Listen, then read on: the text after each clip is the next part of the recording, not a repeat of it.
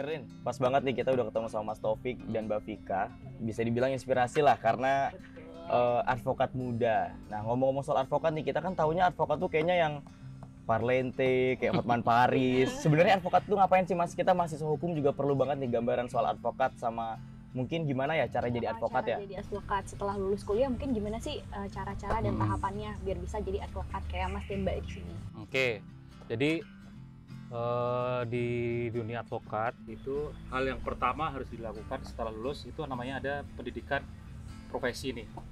Nah, jadi kalian dari kampus mana? Universitas Islam Indonesia. Nah, di UI itu ada. Jadi UI itu ada kerjasama dengan Pradi. Itu ada namanya pendidikan profesi. Nah, setelah kalian nanti lulus, bisa mengikuti pendidikan itu. Setelah mengikuti pendidikan itu, baru nanti kemudian setelah ada ujian, nanti proses itu akan kalian lalu melakukan PKPA. Oh, berarti kalau untuk jadi advokat nggak cukup S1 doang ya Mas ya? Harus ada ujian lagi? Oh iya. Untuk masuk PKPA aja itu kalian harus tes dulu, kayak masuk kuliah.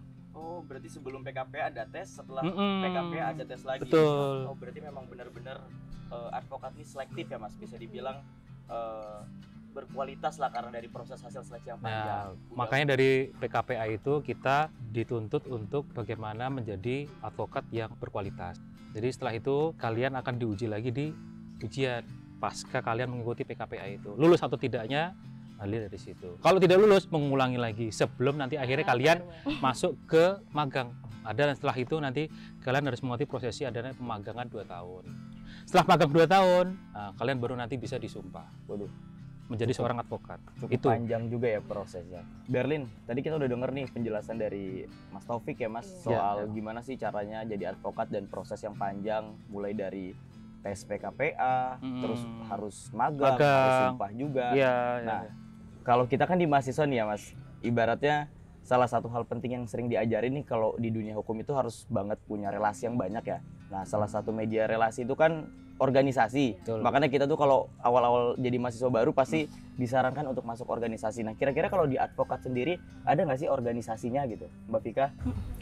Di advokat sendiri ada namanya tuh Pradimas. Nah, kebetulan saya dan Mas Taufik ini ikut di DBC Pradi. Nah, di situ juga kita belajar banyak sih. Di dalam situ ada advokat senior, ada junior. Di situ nanti kita akan dipandu, mempelajari banyak hal di itu sih.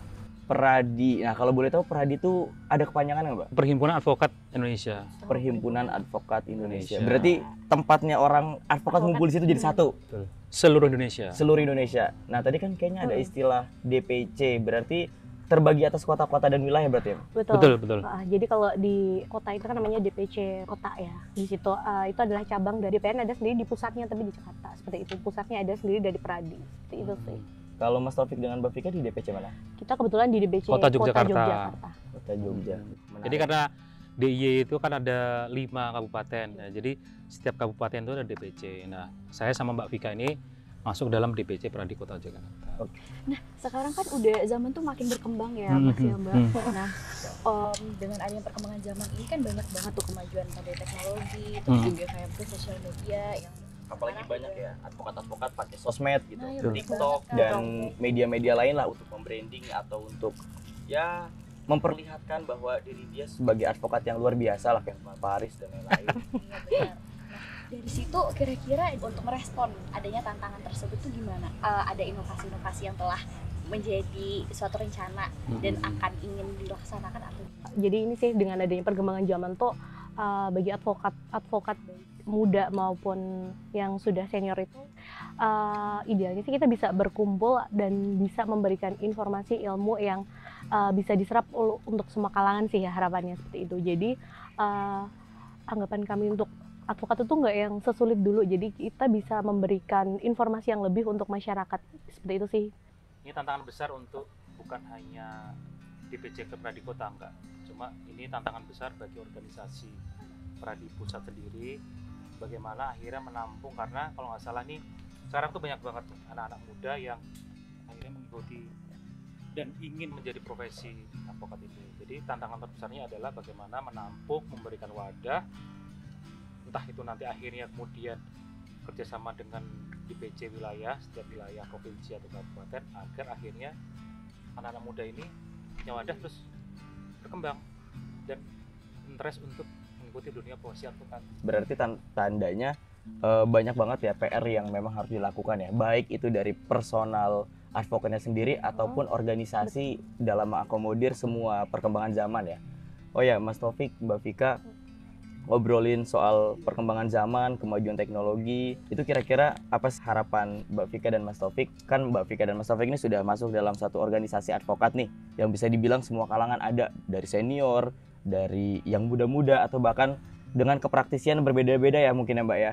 Kira-kira gimana sih peran organisasi itu dalam menjawab perkembangan dan pembaharuan hukum? Karena kan kita banyak banget ya isu-isu hukum tapi belum ada aturannya, kemudian banyak banget kasus-kasus yang bisa dibilang kekinian. Nah, kira-kira gimana tuh posisi advokat sendiri dan organisasi menyikapi itu?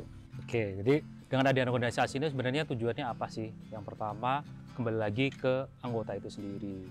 Kita harus bisa mengikuti mau manajemen setiap pengurus, yang terutama akhirnya pengurus itu bisa membuat program-program yang tujuannya balik lagi ke anggota. Kayak apa sih? Misalnya merecharge ilmu.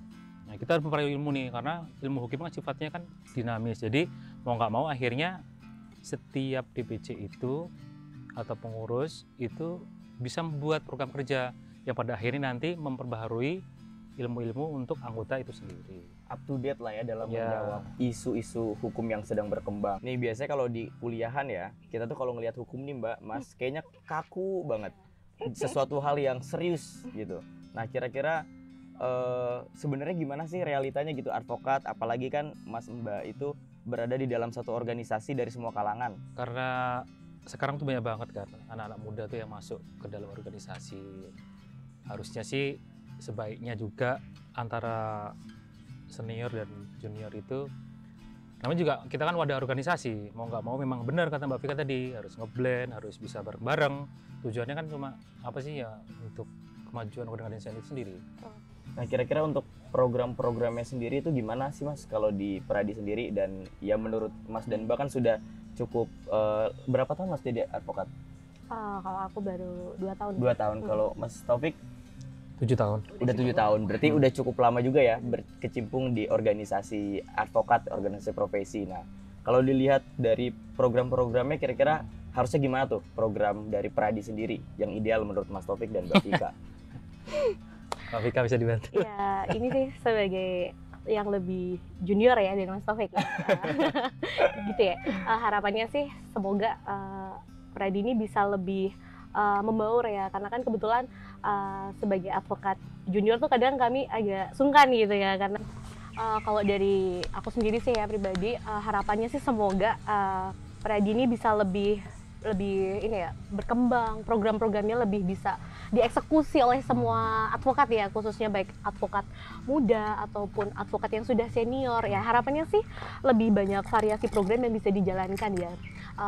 Yang namanya wadah organisasi advokat kan dibentuk dari kami ya, harapannya bisa diaplikasikan, terrealisasikan untuk kami semua itu. Yang pasti dengan banyaknya kan antusias banget nih, kalau nggak kita melihat Mas sama Mbak Berlin ini kan antusias banget ya dengan profesi. Kayaknya memang pengurus itu butuh platform digital agar akhirnya kita jadi melek nih informasi. Jadi masukan juga nih dari Mas Mbak tadi, memang benar, akhirnya mau nggak mau kita harus mengikuti perkembangan zaman. Itu Mbak Berlin. Berarti tuh dari Mas dan Mbaknya itu harapannya bisa lebih mengikuti ya, namanya digitalisasi, dan juga mungkin lebih bisa mengayomi gitu. Betul. Persis. Semoga menjadi program nantinya kita di organisasi. Luar biasa ya, sangat demokratis Berlin. Jadi dari kita, oleh kita, untuk kita. Dari Pradi, oleh Pradi, untuk Pradi dan seluruh anggotanya. Harapannya seperti itu ya. Iya.